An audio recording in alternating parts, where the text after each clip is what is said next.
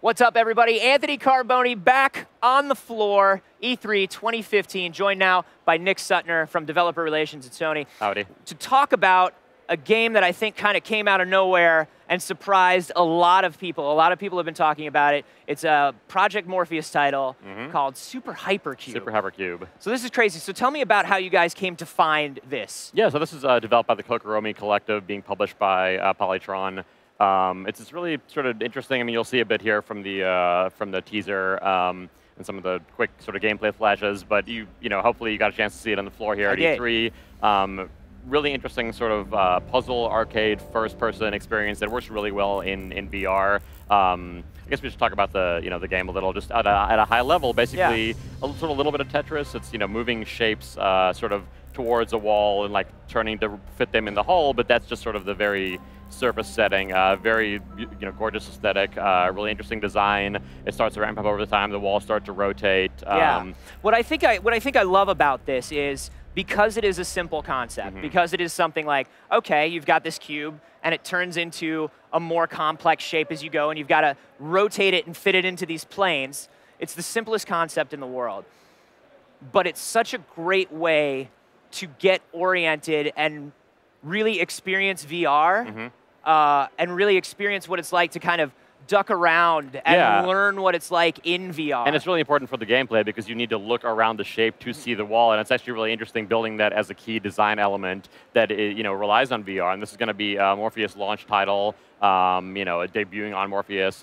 It's really interesting too because it really it puts you in that place at the same time you're in this very psychedelic world, but it's like the sense of presence is great, and you're just moving a little bit while you're playing and navigating this cube or different like Tetris pieces, or it gets larger and more unwieldy, and the game is actually sort of a bit aware of how you're playing and what you're doing as well, and you get more points, for instance, for like turning it at the last second before you go through the walls. You can do things like speed drops, you can do things, it gives you bonus points for doing things like looking at the shape and rotating it in the least number of rotations you possibly can. Right. It'll give you, so you're kind of thinking about spatial relationships and how these shapes actually look in 3D, and you can kind of cheat, but it's not cheating, it's using VR to kind of poke around your shape before you rotate to figure that out. Yeah. And what I like is the easy comparison for this game is Tetris, right? Because visually, we're looking at like a tetromino. Mixed with some Japanese game show. Yeah, but the other great comparison to Tetris that I think, or I felt when I was playing it,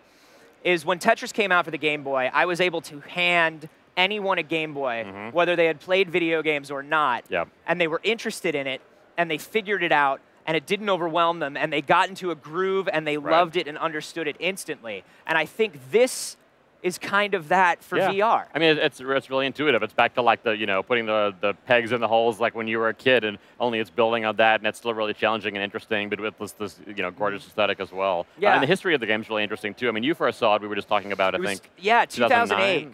2008. Kokoromi, the kind of artist and developer collective that makes this, they were doing these shows called Gamma every year. And every year, Gamma had a different theme. And there was, in 2008, they did Gamma 3D, where it was a bunch of games that were made for red-blue 3D glasses. Right. But they made these red-blue 3D glasses that also had some early head tracking on them. And so you could kind of, it was similar, but it was very different to what it was now. It was like a black and white game. You could kind of peek around a little bit, but not to the level you could.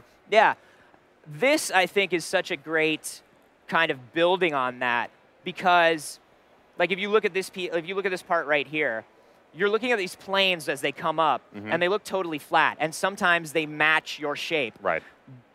But by peeking around, you get that perspective. Right. And it's actually, I don't know if you turned around while you were playing, you can actually sort of look back down this tunnel you're in. Yeah, you go like racing through one of these planes, and you turn around and you're like, I beat you. Right. I got through you. And it's such a cool feeling, too, when you pop through the wall and you're like, pop, and then you move on. And then once in a while, you'll sort of advance to the next style, sort of, which is what you're seeing here, the next sort of level. And you're playing in one long go, but it's advancing and the world's changing around you. Really cool. And so we actually, we sent some Morpheus like dev kits to this team a while ago, months ago, and for this pretty experimental game. It was a really cool idea. And then a couple months ago, before E3, they showed up. They were like, "Here's the build on Morpheus," and it's come such a long way, and it was gorgeous. And we were like, "We really need to show this. This is one of the coolest things we've seen in VR. Period." And it's going to be a rad launch game. It's amazing. Obviously, we're looking forward to a lot more information about Super Hypercube, and of course, Morpheus launch and release dates will be coming in the future. Yep. Do we have any sort of general target for Morpheus right now, or? I think first half of next year. First half of next year. And where can they keep up with sort of the development of Super Hypercube? I believe if you look for Kokoromi on Twitter, that'd be a good place. Otherwise, the PlayStation blog, there's a post that that they wrote up yesterday. Yeah, this is a great post. You guys should check out the PlayStation blog and kind of see their inspirations in terms of like the artists and the aesthetics and the games that they love that kind of made this happen. So thank you so much, Nick, for coming and showing this off. Thanks, Anthony. Super Hypercube looks absolutely amazing. PlayStation